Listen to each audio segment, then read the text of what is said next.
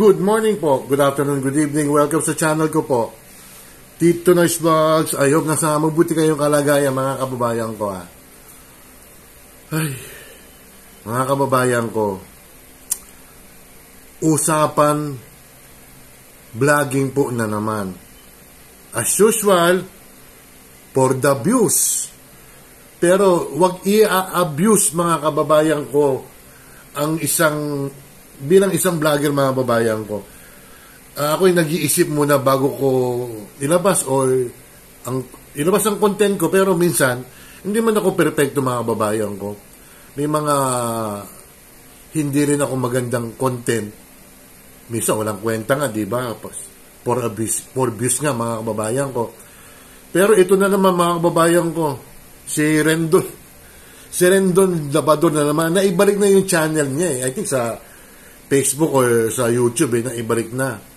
Tapos kung may ginawang hindi maganda mga kababayan ko. Kasi sumama siya sa isang raid ng anti-cybercrime group mga kababayan ko. Para siguro kunan yung operation or yung rules of engagement na mga ginagawang raid ng mga pulis dyan mga kababayan ko. Pero may mali mga kababayan ko Di ba sinuplayan na natin ang mga pulis natin ng body cam? Di ba doon pwede na mga kababayan kasi nare-record yun. Ang problema rito kay Rendon Labrador, naka-live. Kasi nireg niya yung isang financing company na nag-harass ng mga kliyente pag di nagbabayad. Kasi nagtrabaho ko mga kababayan ko sa isang financing company. Mga 4 or 5 years mga kababayan ko.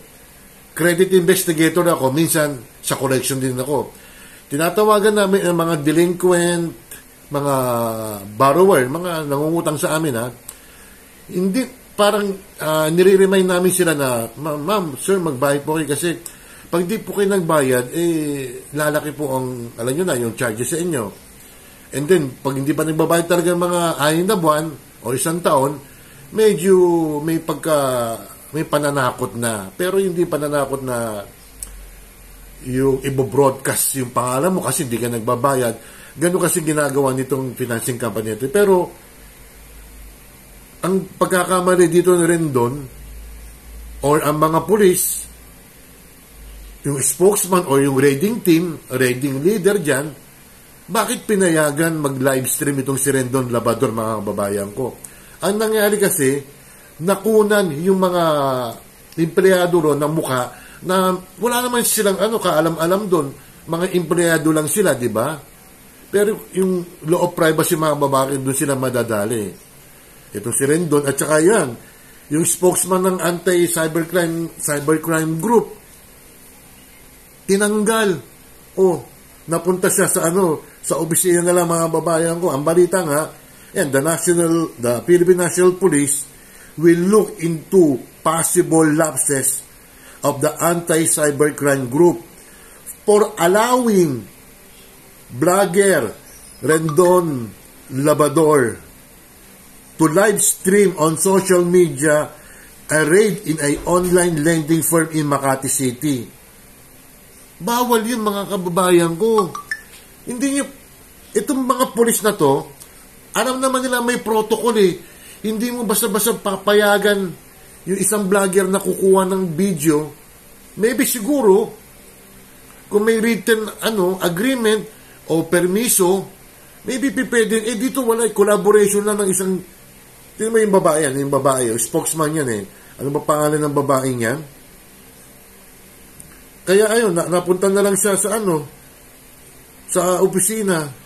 In a press conference in Monday, yung isang araw pa to PNP Directorate for Investigation and Detective Management Director Major General Eric Noble said they will conduct a pre-charge investigation against those involved in the operation of the anti-cybercrime group, Office of Golden Koi Lending Company. Yung October 30 pala ito, 20 pa pala ito, mga titos, mga titas. Sus Mario Joseph, ano mo pangalan nito?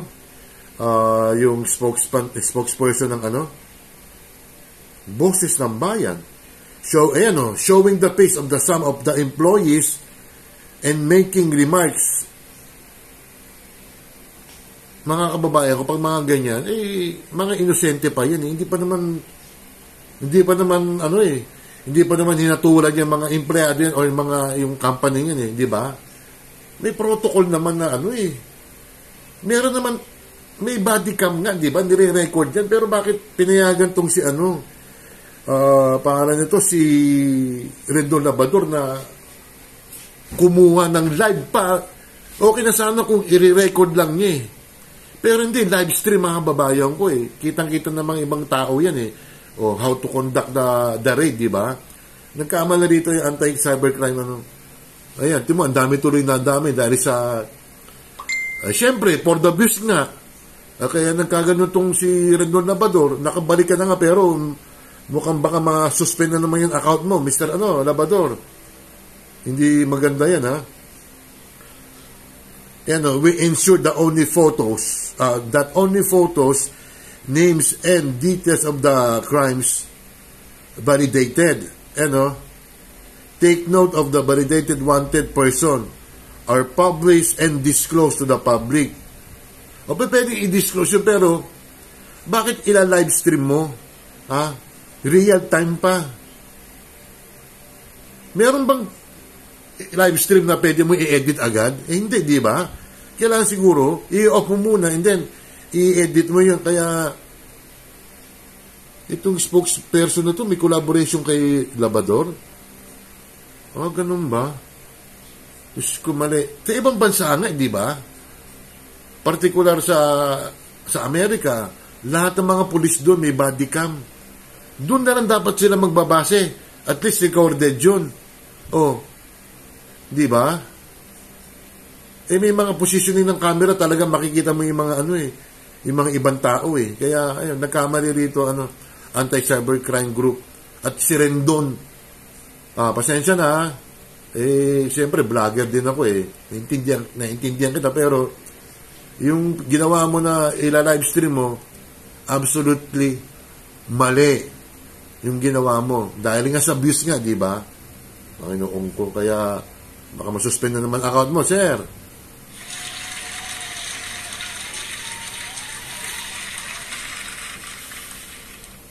Sikat ka na, gusto mo pang sumikat pa.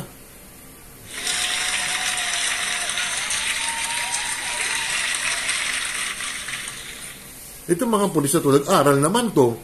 Nag-aral ng rules of engagement. Nag-aral ng protocol kung anong dapat gawin at hindi dapat gawin. Ba't pinayagan tong vlogger na to? Di ba? Mali. Shoutout muna tayo mga babayan ko, Kahapon, linggo, birthday ba ni? Sige, si Michi again. Happy birthday, Michi Tigerfield, si Manay. Ate Ruby Vlog. Sherry Papoy's Adventures. Oxy Stab.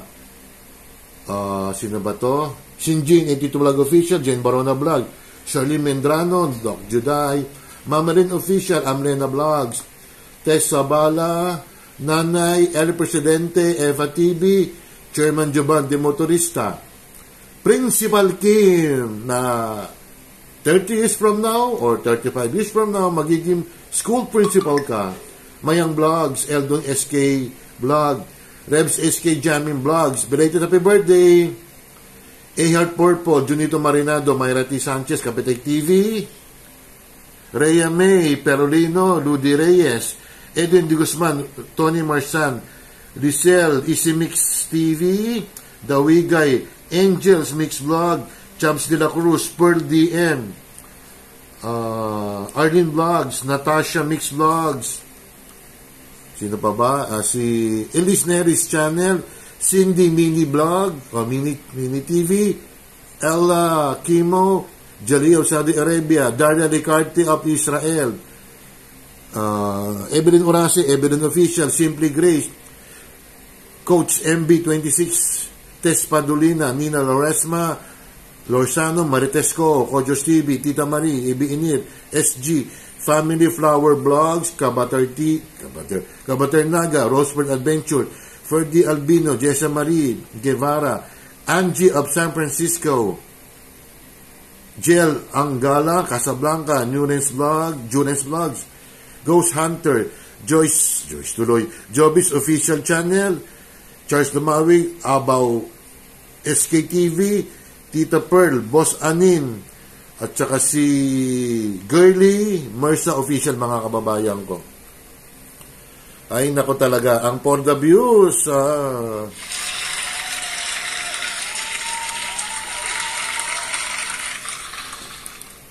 dapat muna, Mr. Labador, bago ka magganyan, mag-livestream or mag-record ka, ikonsulto mo muna sa abogado. Kasi may lapses ang nangyari, di ba? Ni-livestream mo bawal yun. Eto mga pulis na to, dahil sa collaboration lang ba? Di may spokeswoman, maganda sana ang posisyon niya. O napunta siya sa opisina na lang. O baka sa community police na lang siya dahil kay Labador.